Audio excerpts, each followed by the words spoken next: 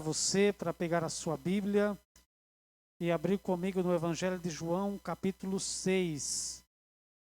Queria falar esta noite sobre a única saída. A única saída. João, capítulo 6.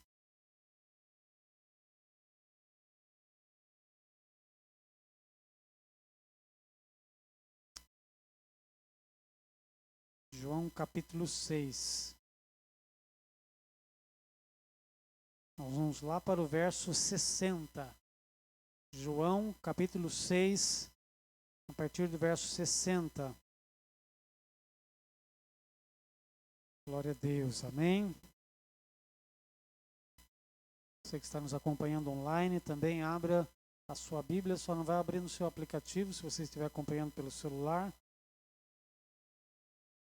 João capítulo 6, verso 60, diz assim: Ao ouvirem isso, muitos dos seus discípulos disseram: Dura é essa palavra, quem pode suportá-la? Sabendo em seu íntimo que os seus discípulos estavam se queixando do que ouviram, Jesus lhes disse: Isso os escandaliza? Que acontecerá se vocês virem o Filho do Homem subir para onde estava antes? O Espírito da vida. A carne não produz nada que se aproveite. As palavras que eu lhes disse são espírito e vida. Contudo, há alguns de vocês que não creem, pois Jesus sabia desde o princípio quais deles não criam e quem o iria trair. E prosseguiu: É por isso que eu lhes disse que ninguém pode vir a mim, a não ser que isso lhe seja dado pelo Pai. Daquela hora em diante, muitos dos seus discípulos voltaram atrás e deixaram de segui-lo. Jesus perguntou aos 12: Vocês também não querem ir? Simão Pedro lhe respondeu: Senhor, para quem iremos nós? Tu tens as palavras de vida eterna. Nós cremos e sabemos que és o Santo de Deus. Amém? Glórias ao nome do Senhor. Pai querido, nós te louvamos e nós agradecemos porque mais uma vez temos a oportunidade de ouvir a tua palavra. Eu louvo a ti não somente pelos nossos amados irmãos que estão aqui no templo, mas por aqueles que também estão acompanhando online e aqueles que estarão assistindo, Senhor, esta transmissão um outro dia, que o Senhor também possa estar abençoando grandemente, poderosamente, que esta palavra fale aos nossos corações, ó Pai. Tira todo impedimento, tira todo atrapalho, toda e qualquer situação que possa, Senhor, nos distrair, que possa nos atrapalhar. Aos nossos amados que estão acompanhando na casa, que nada os distrai agora, para que possam receber a Tua palavra em seus corações. É a nossa oração em nome do Senhor Jesus. Amém? Os irmãos podem se assentar, você que está na sua casa pode se assentar. Nós vamos meditar nesse texto da palavra de Deus.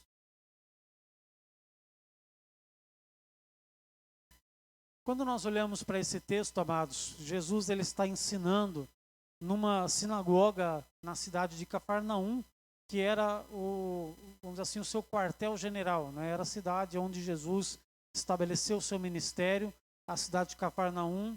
E como era costume, né, de todo judeu, eles iam na sinagoga, que seria como se fosse para nós hoje a igreja, né?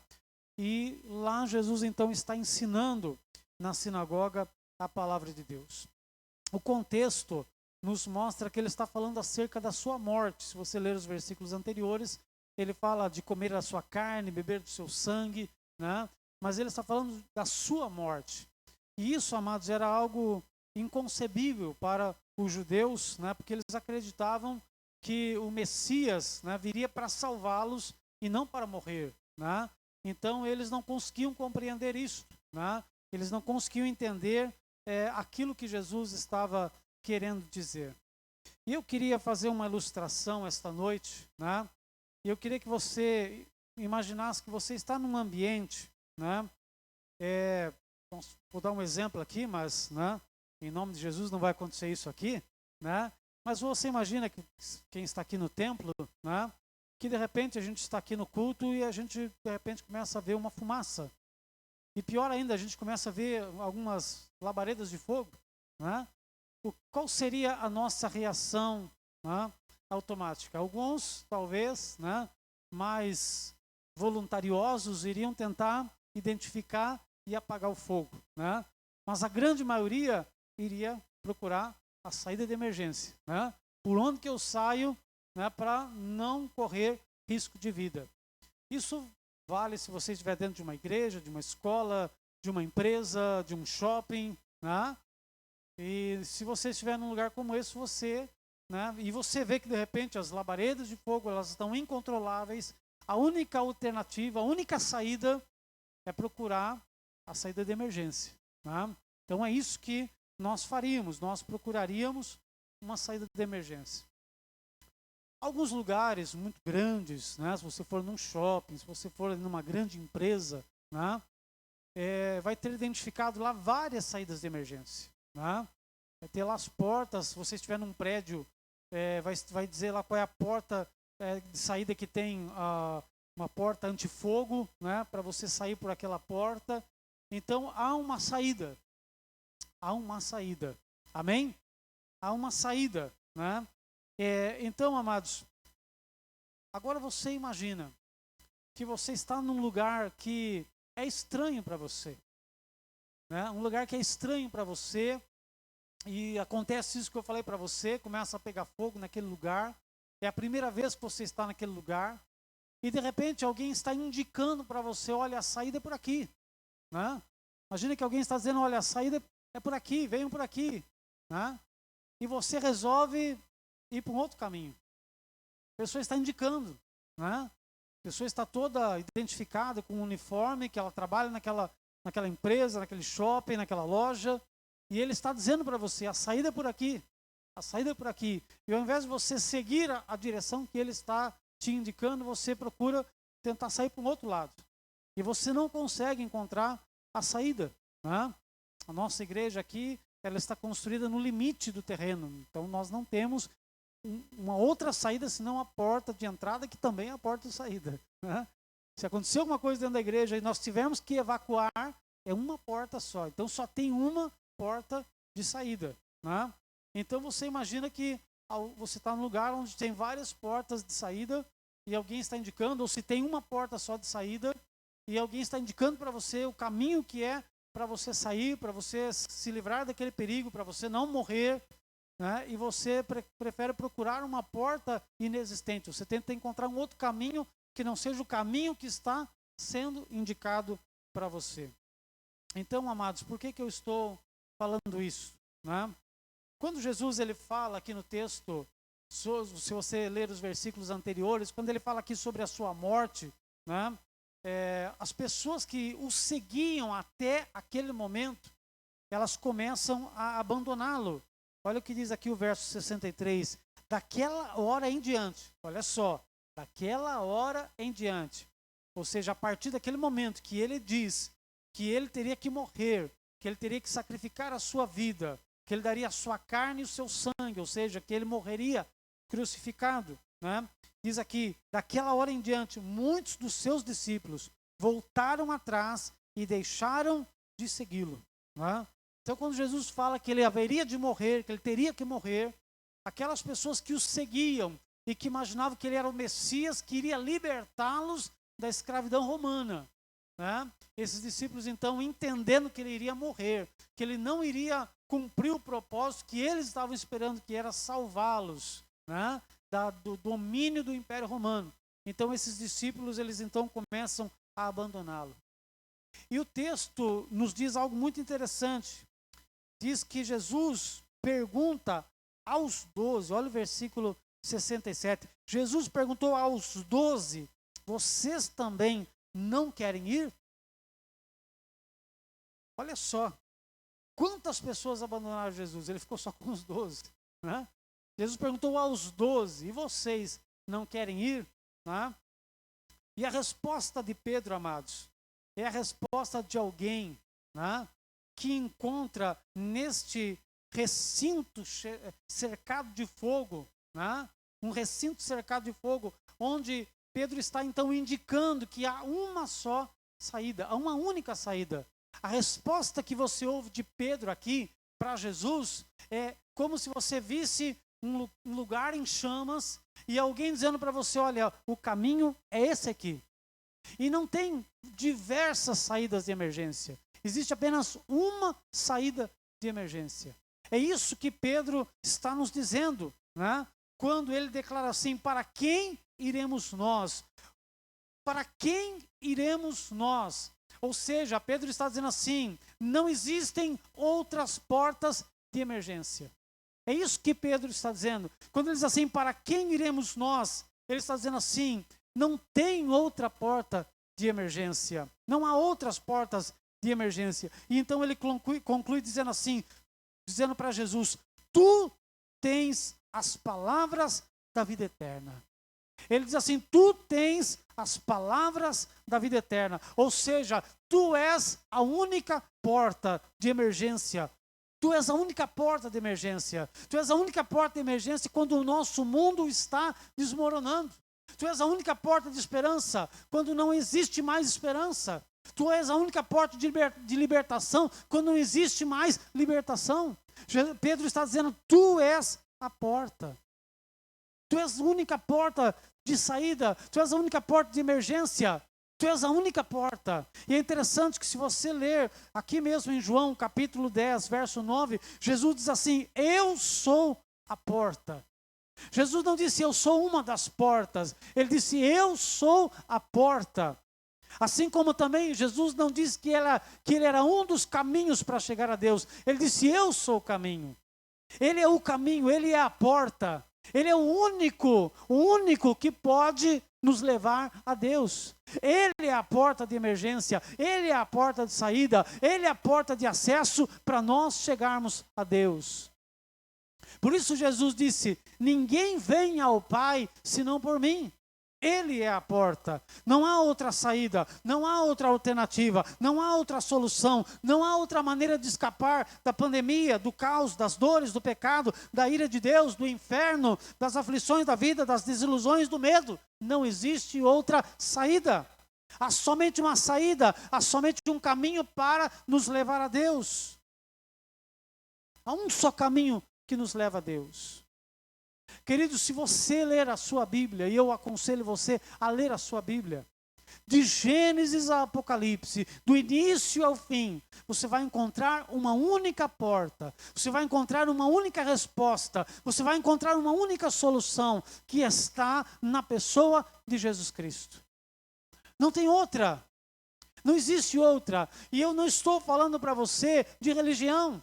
Eu não estou falando para você de você frequentar uma igreja. Eu estou falando para você conhecer aquele que é a resposta para toda a humanidade. Ele é a resposta. Somente Ele pode trazer todas as respostas aos nossos corações. Só Ele pode sanar as nossas dúvidas. Só Ele pode mostrar o caminho que nos leva a Deus, que nos leva ao Pai. E é interessante, amados, que quando nós olhamos para esta afirmação de Pedro, queridos, deixa eu falar uma coisa para você. A palavra de Deus, ela é muito, mas muito mais do que suficiente nas nossas vidas.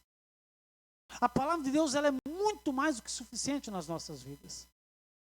Esses dias eu estava ouvindo uma palestra, e a pessoa que estava dando a palestra, ela disse assim, o que seria da sua igreja se não tivesse mais o templo? Ele disse assim, o que seria da sua igreja se não tivesse mais o templo? Eu falo para você, queridos, que estão aqui, você que está nos assistindo, o que seria da sua vida se você não tivesse uma igreja? Você conseguiria continuar a exercer a sua fé em Deus? Você conseguiria continuar a ter comunhão com Deus? A igreja, ela é necessária para a nossa prática de fé. A igreja é necessária. Se nós temos a oportunidade de estar na igreja, aqui é o nosso lugar. Aqui é o nosso lugar. Porque o apóstolo Paulo, ele compara a igreja ao corpo de Cristo. E ele fala que cada um de nós é uma parte desse corpo. Seu corpo não fica desgovernado, né? Sua perna esquerda vai para o lado esquerdo, sua perna direita vai para o lado direito. Né? Não. Se você vai caminhar para a esquerda, a perna direita vai acompanhar a perna esquerda para o lado esquerdo. Se você for para o lado direito, a perna esquerda vai acompanhar a perna direita. Por quê? Porque nós somos um corpo. Nós somos um corpo. Então, estamos reunidos aqui no templo. Nos reunimos porque nós somos um corpo. Agora, individualmente, também nós somos igreja. Nós não somos somente igreja sozinhos. Nós não somos igreja sozinhos. Nós só somos igreja quando nós fazemos parte do corpo. Mas também o apóstolo Paulo diz que nós somos templo do Espírito Santo. E que o Espírito Santo habita dentro de nós. E isso está falando do nosso relacionamento pessoal com Deus. Que é independente do nosso relacionamento com Deus na igreja. Eu presto na igreja um culto público ao Senhor, mas eu também preciso prestar um culto na minha casa a Deus. Eu venho na igreja para ouvir a palavra de Deus, mas na minha casa também eu preciso buscar a palavra de Deus. Eu venho para a igreja, ou estou assistindo este culto, porque eu quero me achegar a Deus, porque eu quero sentir a presença de Deus, porque eu quero ouvir a voz de Deus. Mas e se não tivesse um culto online? E se não tivéssemos a possibilidade de estarmos fazendo um culto hoje aqui no templo? Se você ficasse como nós ficamos aqui em Camboriú, mais de 30 dias sem culto, fazendo apenas culto online, e se nós não pudéssemos realizar nem culto online, se nós não tivéssemos internet, como seria a sua vida cristã? Você iria morrer espiritualmente? Porque você não tem uma igreja? Porque você não está ouvindo uma pregação do pastor? Como seria a sua vida sem a igreja? A declaração de Pedro, amados, é a pedra fundamental da igreja, que é alicerçarmos a nossa fé na única pessoa, naquele que é poderoso para sustentar as nossas vidas, independente de estarmos ou não dentro de uma igreja. A igreja, deixa eu falar uma coisa para você, a igreja é fundamental, mas ela não é tudo. Por que eu estou dizendo que ela não é tudo? Porque tem pessoas que hoje não estão mais frequentando a igreja, e um dia elas estavam dentro de uma igreja. Se a igreja fosse tudo, ela continuaria a estar congregando dentro de uma igreja. Então a igreja não é tudo. Agora, Jesus é tudo. E se Jesus é tudo na sua vida, você está congregando em uma igreja. Se você tem Jesus dentro de você, você está congregando em uma igreja. Você está participando de uma igreja. Você está fazendo parte do corpo de Cristo. Agora, essa declaração de Pedro é uma declaração, amados, que eu poderia dizer para você que resume tudo. Quando Pedro diz para Jesus: Senhor, tu tens as palavras de vida eterna. Ele está resumindo tudo, amados. Tudo o que nós necessitamos na nossa vida. Tudo. Tudo que você possa imaginar está em Jesus Cristo. Ele é a nossa pedra angular, Ele é nosso alicerce, Ele é a nossa rocha, Ele é a nossa fortaleza, Ele é socorro bem presente na hora da angústia, Ele é aquele que caminha conosco no vale da sombra da morte. É Ele, é esse Jesus que Pedro está falando. A declaração de Pedro, amados, ela condensa quem é Jesus. Quando ele diz aqui: Jesus, tu tens as palavras de vida eterna, ele não está falando apenas de salvação. Ele não está falando apenas que Jesus tem uma palavra de salvação, que se eu creio em Jesus eu vou para o céu. Pedro está falando algo muito além disso, amados. Ele está nos dando a essência de quem Jesus é. Jesus disse assim, que a vida eterna é esta: que conheçam a ti como único Deus verdadeiro e a Jesus Cristo a quem enviaste. A vida eterna não é uma religião, a vida eterna não é uma palavra que você ouve e que você entrega o seu coração, a sua vida para Jesus. A vida eterna é o próprio Jesus. É o próprio Jesus, Ele é a vida eterna.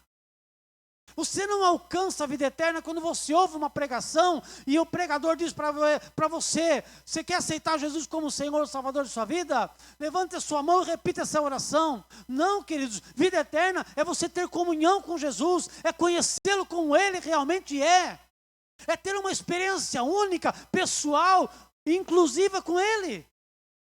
Esta é a essência. Nenhum tipo de medida pode definir o seu amor ilimitado. Ele é eternamente constante, Ele é imortavelmente gracioso, Ele é imparcialmente misericordioso, imperialmente poderoso. Ele é o maior fenômeno que já cruzou o horizonte deste mundo. Ele é a peça central da civilização, Ele é incomparável, Ele é único. Ele é a ideia mais elevada em literatura, Ele é a mais alta personalidade em filosofia, Ele é a fundamental doutrina da verdadeira teologia. Ele é o único qualificado para ser um salvador totalmente suficiente. Ele supre força ao fraco, ele é disponível para o atribulado, ele se compadece e ele salva, ele endireita e sustenta, ele guarda e ele guia, ele cura o doente, ele purifica pecados, ele perdoa pecadores, ele absolve devedores, ele liberta os cativos, ele defende o fraco, ele abençoa crianças, ele serve o infortunado, ele considera o idoso. Ele recompensa o diligente, ele embeleza o humilde, ele é a chave do conhecimento, ele é a fonte da sabedoria, ele é o caminho da paz, ele é a rodovia da justiça, ele é a estrada da santidade, ele é o portal da glória. Sua vida é inigualável, sua bondade é ilimitada, sua misericórdia é para sempre, seu amor nunca muda, sua palavra basta, sua graça é suficiente, seu reino é reto, seu jugo é suave, seu fardo é leve. Poderíamos passar a noite toda aqui para descrever quem é Jesus. E Jesus não é uma religião. Jesus não é uma religião, Ele está acima de tudo, de todas as coisas. Eu queria poder descrever Ele para você, mas Ele é indescritível. Ele é indescritível. Você não consegue tirá-lo da sua mente. Você não pode viver mais do que Ele, você não pode viver sem Ele. Os fariseus não o suportaram, mas descobriram que não podiam pará-lo. Pilatos não pôde encontrar culpa alguma nele, Herodes não pôde matá-lo, morte não pôde dominá-lo e a sepultura não pôde retê-lo. Isso é muito mais, queridos. Isso e muito mais é encontrado na declaração de Pedro: tu tens as palavras de vida eterna. Tu tens as palavras de vida eterna.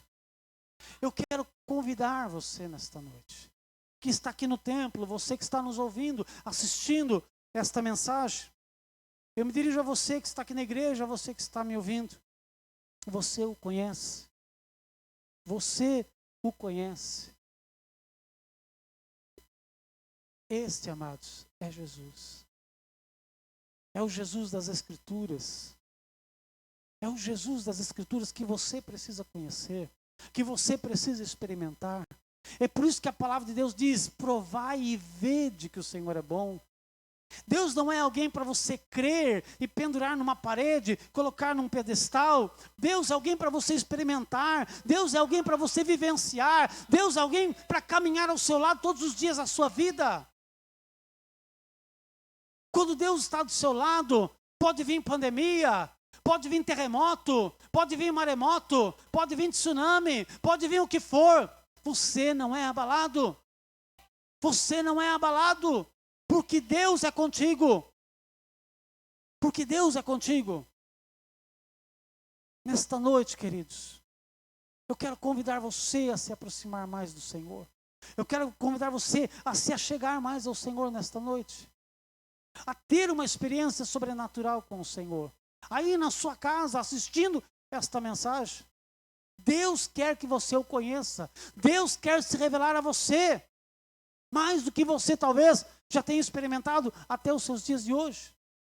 Queridos, Deus, Ele é muito além de toda e qualquer capacidade humana de compreendê-lo. Jó foi um homem muito temente a Deus. E um homem que conhecia Deus. Ele era um homem que conhecia Deus. Ele era um homem que andava com Deus. A ponto de Deus dizer para Satanás: viste o meu servo Jó, homem temente que se desvia do mal. Às vezes nós interpretamos errado, ou às vezes nós interpretamos mal, quando nós dizemos que Jó não conhecia Deus. Na verdade, quando Jó passa por aquela experiência terrível de perder os seus filhos, de perder os seus bens, de perder a sua saúde, e passar por toda aquela prova, e quando ele passa por aquela prova, e ele é aprovado, porque ele mantém a sua integridade, e ele mantém a sua fé, mesmo diante de todas as circunstâncias pelas quais ele passou, mesmo diante de todos os problemas pelos quais ele passou, quando Jó passa por aquela experiência, e ele tem uma experiência mais profunda com Deus, ele diz: antes eu te conhecia de ouvir falar, mas agora os meus olhos te veem. Jó não está dizendo que ele não conhecia Deus, ele estava dizendo: Senhor, a experiência que eu tinha contigo antes, eu achava que era boa, mas agora eu vejo quem realmente tu és. Sabe quando você conhece Deus? É na hora da tempestade, é na hora do problema, é na hora da dificuldade, é na hora da tribulação, é ali que ele se faz presente. Por isso que ele diz: eu estou convosco todos os dias até a consumação dos séculos. Jamais te deixarei, jamais te abandonarei. Por isso que a palavra de Deus diz que o nosso Deus é socorro bem presente na hora da angústia. É esse Deus que nós queremos que você conheça, que você tenha uma experiência real, verdadeira e profunda com Ele. E esta noite você pode ter essa experiência com o Senhor. Eu quero convidar aos nossos amados irmãos que estão aqui na igreja, se colocar em pé. Se você está na sua casa, quiser ficar de pé, ou quiser se ajoelhar, eu quero convidar você para orar, para falar com esse Deus, para falar com esse Jesus maravilhoso, do qual eu estou falando para você esta noite. Eu quero fazer um convite para você, abrir a sua Bíblia na sua casa, ler a palavra de Deus e ter uma experiência inigualável com Jesus. É através da palavra dele que você vai ter uma experiência sobrenatural com Deus. Queridos, hoje eu vi uma frase interessante. Uma frase que dizia assim: não reclame de Deus estar calado se você mantém a sua Bíblia fechada. Não reclame de Deus estar calado se você mantém a sua Bíblia fechada. Se você abrir a sua Bíblia e se você abrir o seu coração, Deus vai falar com você. Ele vai se revelar a você. Ele vai mostrar para você o caminho que você deve seguir. Ele vai mostrar para você quem Ele é. Amém? Nós vamos orar, e enquanto nós vamos estar orando,